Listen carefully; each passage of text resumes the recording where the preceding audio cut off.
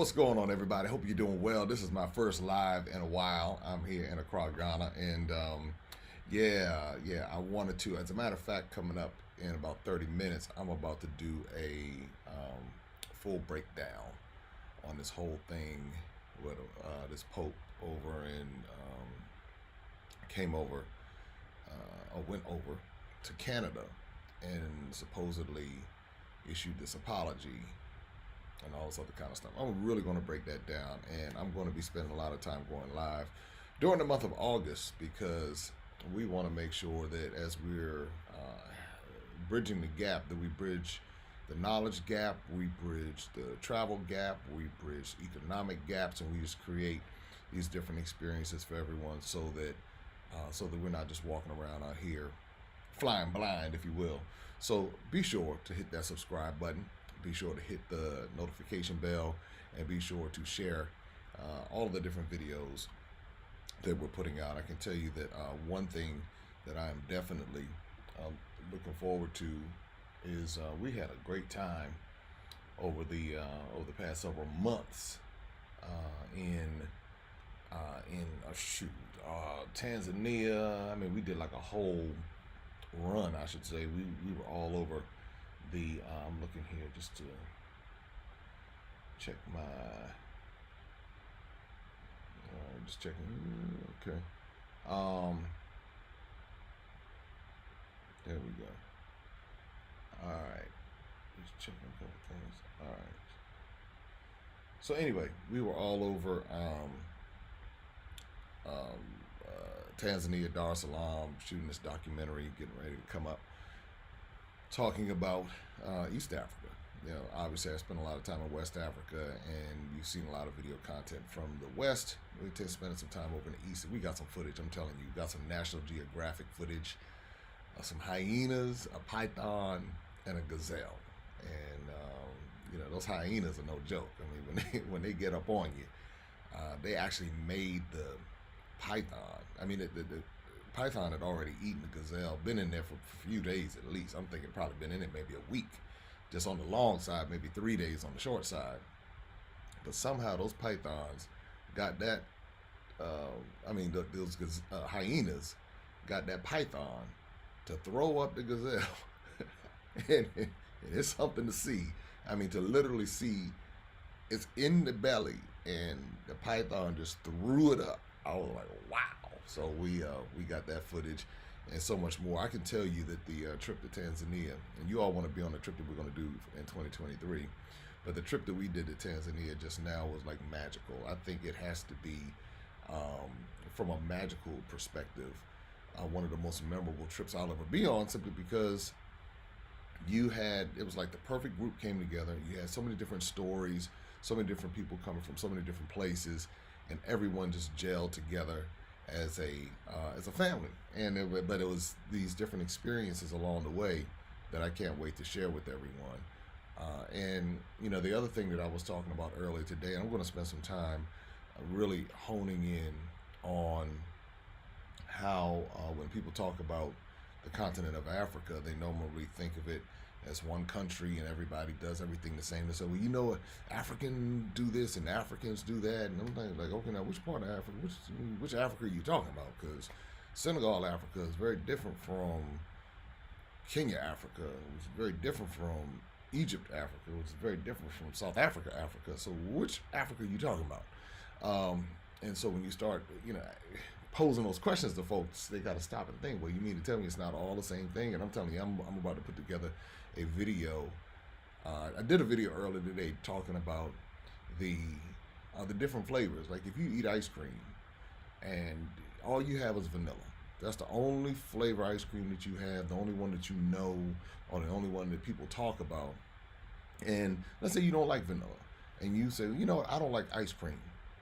And it's just based upon the flavor of vanilla ice cream. So you may not like vanilla ice cream, but you never had rum raisin, you never had Rocky Road, you never had butter pecan, you never had chocolate or strawberry, or you never had, you know, whatever other kind of flavors that are out there, pralines and cream. Well, you might like pralines and cream, but you might not like vanilla, or you might like chocolate, but you might not like pralines and cream. And that's really the way that it breaks down when it comes to whether it's one of the 50 states in America or one of the 50 plus countries in Africa, each territory has its own flavor, and that's whether it has artificial borders in place or not. Each ethnic group has its own flavor.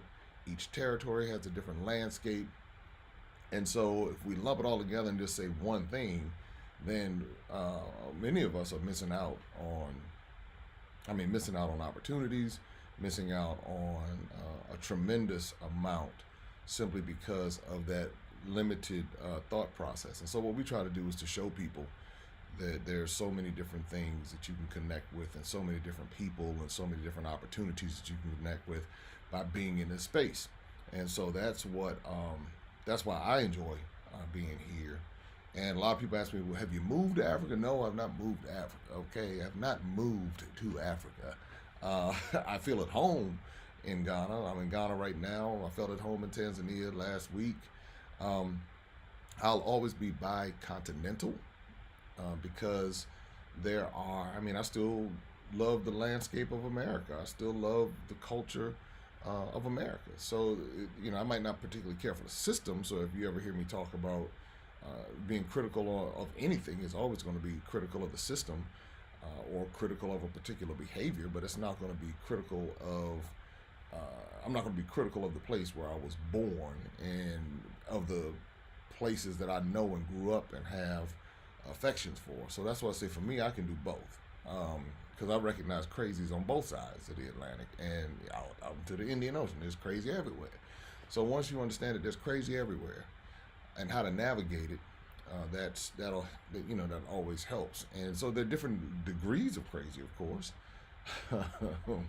I was having a thought earlier today because a lot of people were saying how they're leaving America to get away from racism and the different injustices. But then there's another segment of people I talk to where they say they're leaving America to get away from some of the other African Americans because of some of the crazy stuff that they deal with, whether it be their family, whether it be their neighborhoods, whether it be the unspoken things that you're not supposed to talk about. And you kind of act like you're just blaming it all on white people, just blaming it all on racism. But you got some crazy in these neighborhoods too, the people trying to get away from, and situations and stuff.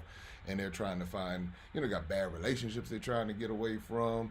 They got bad situations. They're like, look, I want to go find something different. And so that's, a lot of people have a lot of different reasons for why they're doing what they're doing. And so, I think that this is the one lesson that I've learned in this whole journey is that nobody has it figured out. I don't care who the guru is. I don't care how many books they wrote. I don't care who they think they talk to in higher places. Everybody's still trying to figure it out. And that's just the reality. Well, you need to talk to Dr. So-and-so because he or she has it figured out. No, they don't. So they do not have it figured out. And so they're trying to figure it out too. And they just get a bunch of people to follow them and believe them or whatever into thinking that they have it figured out. But everybody's trying to figure it out. Everybody has their own path of their own on. Everybody's on this journey. And so what I've grown to appreciate is learning the different journeys that people are on. And where if you go back in my journey 10 years ago, I used to think I knew some things. And I knew a few things here and there, but as you get to expand your bubble and you get to get out here and see the world a little bit more, you realize I don't know as much as I think I know. And every time you go to a new place, you're learning something new. And so that's the part. I think that we were here in Ghana, and we were all hanging out at Jerk Soul. That's Judah's restaurant on the way to Avery Gardens, right before Mensa, right before the toll. I know most of y'all don't know what that is, but those who are local to Ghana, Accra, Ghana, you'll know where it is, so you know where to go check out what Judah has going on. So we were just kicking it. I had a meeting there, and then just started seeing a lot of people from the African diaspora come in. A lot of people from America come in. Several people who follow the channel and follow the social media platforms. People who had purchased the books, and it was just good to hear what people said. A lot of people said the reason why they've come to Ghana is because of peace.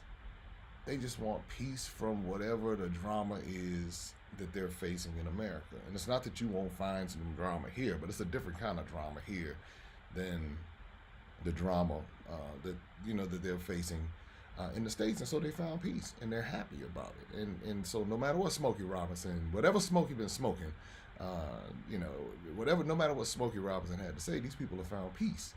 And hey, what can you say about that? So they came and they saw for themselves, and they happened to find the peace in Ghana. Some people find the peace in Tanzania. Some people find the peace in Kenya. Some people find the peace in Egypt. Some people find the peace in South Africa. That's the beautiful part about the diversity of the continent of Africa, is that you can find whatever it is that you're looking for, you can find it.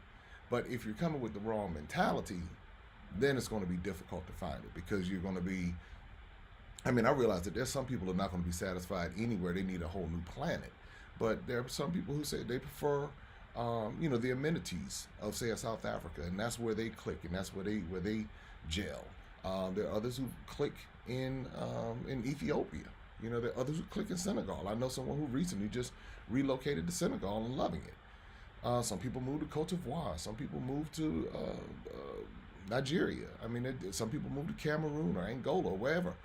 People find that. And what I can say, though, is that I know that there are anxieties that I don't deal with anywhere I've been on the continent of Africa. And let me tell you, I'm gonna do a video about some of the drama that I've dealt with while I was here. So dealing with some of these airlines. I'm gonna share that video. But that has not deterred me. If you can tolerate Spirit Airlines and American Airlines in America, you can just about tolerate anything, especially like Spirit on a bad day or American on a bad day. You can just about tolerate anything. But even with the challenges that come, even when I think about the anxiety, when I think about those different things, I just don't have that here. So when people, and here's the other interesting thing. When people come here, it's almost like you can feel their anxiety. It's like as they're preparing to come, you can feel that anxiety that America puts on them. Even when it just comes to travel to Africa, you can feel that, where you're like, there's nothing to worry about. What are we afraid of? And I understand it, because I know what I went through myself, 4 years ago now. Even daring to come to Africa and coming to Ghana, we read the little CDC website, and the CDC says something. Now we're gonna believe the CDC, right? That we're gonna believe them, but they're gonna put the most horrid travel levels up, but they won't put that same horrid travel level up about the U.S. About you don't know, you come land. Get off the plane, you don't know if you can get shot. You might get off the plane in Dallas and you riding through D.C. and a straight bullet hit you or something. Or you walking down the street minding your business, somebody come knock you out. Somebody might carjack you. These are just anxieties. Now, I'm sure there's certain parts of Africa that you might deal with this, but the parts of Africa that I've been in, I haven't had to deal with that level of anxiety. So that's just the truth of the matter. That's just how it is. Now, some people, they might have a different story. They might have, they charged me too much and they tried to get over on me or whatever. I tell people like this: you got to put your street smarts on whenever you're dealing with, and however you're dealing. And you got to let game recognize, you got to let game know the game knows that there's presence.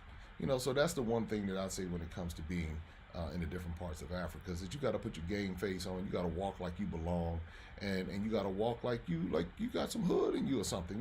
Not that you got to walk gangster, but you got to walk confident. You got to be assertive, and you have to be willing to say no, and you got to be willing to speak up and say what you need to say. No different than in America. As far as for some people. So I say all that to say that when all of this is taking place, and I'm hearing people talk about the level of peace that they have, and how they are finding just a new life. I'm telling you, I'm going to introduce you all to some people. I got some content coming that's going to be just I got an interview tomorrow. I can't say who I'm interviewing, but a very important person for all of us from the technology space. I'm interviewing a lot of folks who have moved from the U.S. and from Canada to to Ghana, and just just hearing their perspectives, and yeah, it's some good stuff coming your way. That's the one thing I can tell you, and then more hard hitting stuff. Like in a few minutes, I'm about to go in on this whole Pope. This whole thing. I don't know what exactly I'm going to say, but I haven't done lives in a while.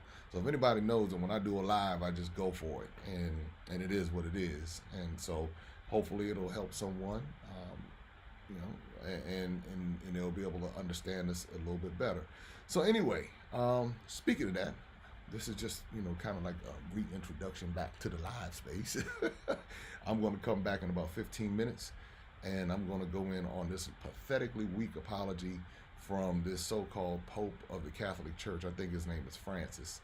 And I'm going to light this thing up because, there's something that a lot of people don't understand. I'm going to tie in how all of this, connects, especially for the African diaspora, and why, this stuff has impacted us on so many different levels, and what this apology really represented. And I don't want to go into the talk right now. Just stick around for about 15 minutes if you're watching this after the recording. Obviously, click the link. It just says Feeble Pope issues empty apology for human terrorism against indigenous people in Canada. So that's what the title is. And so when we hear that term, church, we automatically put down our guards and think holy, but we don't think terrorism. But in reality, when you understand the history of the Catholic Church and the Protestant Church as well, then you begin to understand that there's a history of terrorism that took place and still takes place to this day, still taking place against so many people. But now the people are willing to go along with it. Unfortunately, many people are, not all, are willing to go along with it, and because of that, it's detrimental on so many different levels. So anyway, stick around for that. We're going to be going live a whole lot throughout the month of August. And of course, you know what to do. Click that subscribe button so that you can get the notifications. We're going to talk about this whole decolonization of the mind and how you go about that whole process for those who are interested. And you'll get some nuggets in here. I mean, it's like I said, I haven't done a live in a while, but I'm feeling all right. Feeling all right. I'm making up a song right now. I'm feeling all right. So anyway, check me out in about 15 minutes. We'll be back.